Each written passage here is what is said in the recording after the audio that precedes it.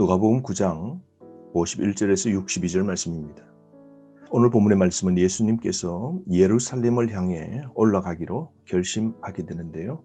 그것은 이제 대속의 제물로 십자가의 죽음을 눈앞에 두신 겁니다. 예수님은 하나님의 뜻과 하나님의 목적을 이루시기 위하여 행동하심을 보게 됩니다. 51절 말씀, 예루살렘으로 향하여 올라가셨다라는 것 보십시오. 예수님은 자신을 위하여 살지 않고 하나님 아버지의 시간과 기준에 따라 행동하신 것 보십시오. 우리도 우리의 시간, 내 계획으로 사는 것 아니라 하나님의 뜻 따라 하나님의 시간에 맞추어 하나님의 기준 따라 사는 올바른 행동의 걸음이 우리에게도 있어야 되지 않을까요? 우리가 어떤 일을 할 때도 이런 믿음의 굳은 결심의 삶을 한 달에 처음, 한 주에 처음, 새해마다 늘 이런 선한 결심, 주님을 쫓아 해야 되지 않을까요? 52절 말씀에 예수님은 예루살렘을 향해 올라가실 때에도 사마리아 사람들을 기억합니다. 그들에게 복음 전거하기 위하여 그 땅을 지나가시기 위하여 제자도 보내게 되는데요. 그러나 결과는 좋지 못합니다. 53절 그들이 받아들이지 아니하는지라. 그러자 제자들이 화가 납니다. 54절 야고보와 요한이 이를 듣고 이렇게 말하죠. 주여 우리가 불을 명하여 하늘로부터 내려 저들을 멸하라 하시기를 원하시나이까.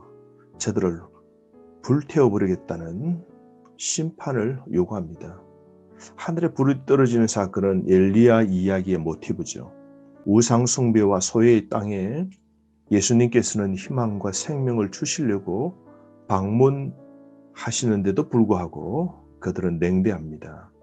사마리아의 냉대를 제자들은 심판으로 갚고자 예수님께 요청합니다. 그럴 때 예수님께서는 돌아보시고 꾸짖고 그렇게 하지 말라 그럽니다. 예수님이 이 땅에 오신 것은 심판하러 오신 것이 아니라 구원하러 오신 것이죠.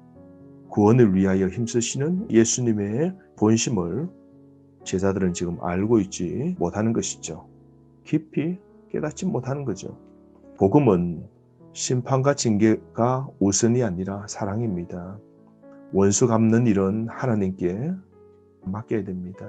우리도 우리의 삶 속에 사마리아 땅 같은 절망의 땅, 복음을 거절하는 그들을 놓치지 않고 끝까지 사랑으로 보듬는 이런 예수님의 정신이 우리에게 필요할 겁니다. 57절부터 끝절까지는 제자도의 삶이 무엇인지, 제자가 되려면 어떻게 행동해야 되는 것인지 말씀하고 있는데요. 57절에 길 가실 때에 어떤 사람이 여짜오되 어디로 가시든지 나는 따르리이다. 한 사람이 자신을 온전히 드리고 예수님을 따르겠답니다. 여러분, 제자는 따르는 사람입니다. 제자도의 핵심은 예수를 따라야 됩니다. 이 사람은 어디든지 예수님을 따르겠답니다. 따르면 자기를 부인해야 되고 이 걸음은 희생도 따르는 것이고요. 대가도 지불해야 되는 겁니다. 예수님을 따른다는 것이 결코 쉬운 일이 아닙니다. 우리가 예수님을 믿고 신앙생활 한다는 것이 만사 형통이고 늘 행복이고 기쁨과 즐거움만 있는 것이 아니죠. 그래서 예수님은 이것을 그에게 말씀하십니다. 58절 여우도 굴이 있고 공중에 새도 집이 있으되 인자는 머리 둘 곳이 없도다. 예수님은 집도 없다는 것이죠. 예수님은 물질의 궁핍도 있을 수 있고 고난도 감수해야 된다라고 알려주는 것이죠. 예수님을 따른다는 것은 만사 형통, 복, 성공, 인기를 받는 대중의 주목받는 자리가 아님을 말씀합니다. 여러분, 오늘 우리의 삶도 지금 힘든 일이 있을지라도 주님을 따라야 됩니다. 그러므로 고난 가운데 끝까지 주님을 따르는 자가 예수님의 진정한 제자입니다. 물질의 궁핍, 건강이 좋지 못하고 삶의 고난의 문제가 있을지라도 기꺼이 주님을 따라가야 됩니다. 이것이 제자의 길입니다. 대가를 지불하고 가야 됩니다. 편하게 희생 없이 주님을 따라갈 수 없는 겁니다. 기억하십시오. 제자의 길은 자신을 온전히 주님께 드리는 겁니다. 뿐만 아니라 59절에 또 다른 사람에게 나를 따르라 하시니 그가 이르되 나로 먼저 가서 내 아버지를 장사하게 허락하옵소서. 57절에는 한 사람이 예수를 따르겠다라고 그러는데요. 59절에는 예수님께서 한 사람을 부르십니다. 나를 따르라 말씀하죠. 그랬더니 그가 따르긴 따르는데 아버지를 장사하고 난 후에 따르겠노라고 그렇게 말씀합니다. 여러분 59절의 말씀을 우리가 잘 이해하려고 하면 유대인들의 장례법을 아셔야 됩니다. 유대인들은 당일에 장사를 합니다. 늦추면 시체가 썩고 악취가 나죠.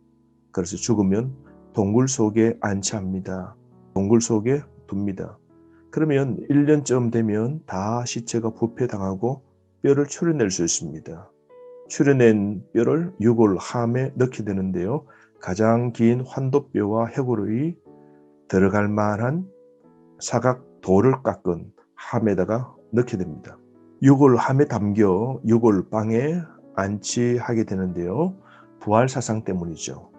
부활하는 날 신령한 몸으로 온전히 변화되길 그들은 바라며 이 장례를 아주 최고의 덕목으로 여기면서 치르게 되는데요. 동굴 속에 안치한 후에 1년 되었을 때에 뼈를 추려내고 유골함에 넣는 이 과정을 2차 장례라고 그럽니다. 그래서 사람이 죽으면 1차로 장례를 치르고 1년 뒤에 뼈를 추리는 2차 장례를 가족이 함께 하게 됩니다.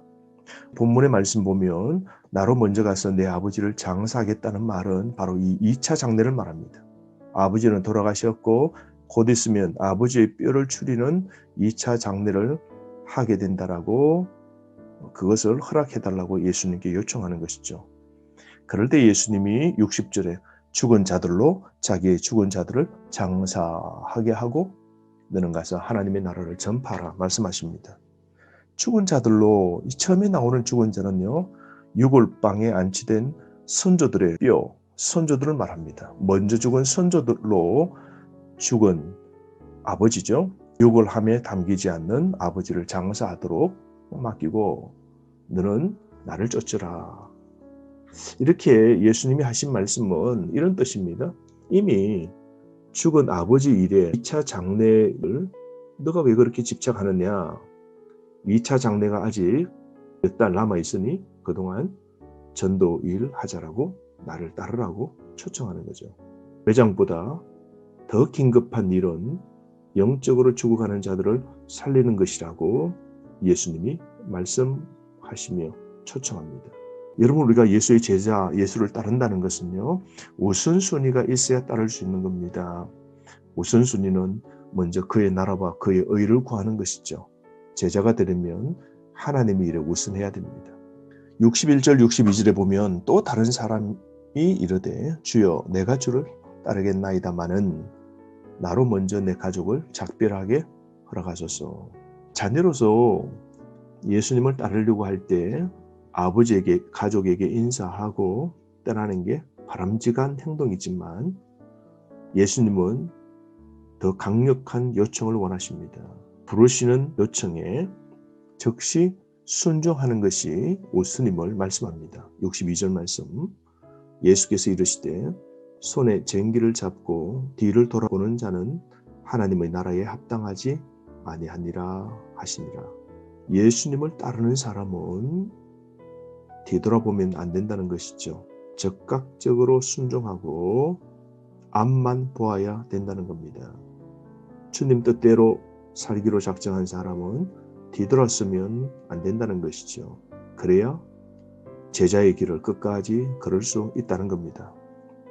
여러분 예수를 따르기로 했으면 뒤돌아보지 말아야 됩니다. 쟁기질 하다가 뒤돌아보면 어떻게 됩니까? 삐뚤삐뚤한 고랑을 만들게 됩니다. 구부러진 쟁기질을 하게 되는 것이죠. 뿐만 아니라 일을 할 때 집중해야지 이 일 저 일 다른 오만 생각을 하다 보면 일을 끝내지 못하고 중간에 그만둘 수도 있기 때문이죠. 뿐만 아니라 집중해서 농사일 하지 아니하면 가을 때 풍성한 추수를 거둘 수 없는 겁니다. 그러므로 제자가 되려면 세상 것에 대한 집착을 버려야 됩니다. 이처럼 제자의 길은 세 가지의 예처럼 자기를 부인하고 자기 십자가를 지고 주님을 쫓아야 됩니다. 여러분은 제자입니까? 구경하는 구경꾼입니까? 제자로 삽시다. 주님을 믿고 신앙 삶을 살 때 뒤돌아 세상을 바라보지 맙시다. 가는 길에 고난과 환난과 가시밭길이 있을지라도 끝까지 주님을 따르는 자가 되어야 됩니다. 그리고 이제 우선순위는 주의 나라와 주의 일이 우선입니다. 삶의 목표를 정하고 하나님의 시간과 기준 따라 삶을 사는 참된 제자 되기를 원합니다. 하루 진정한 제자로 살아 승리하길 원합니다.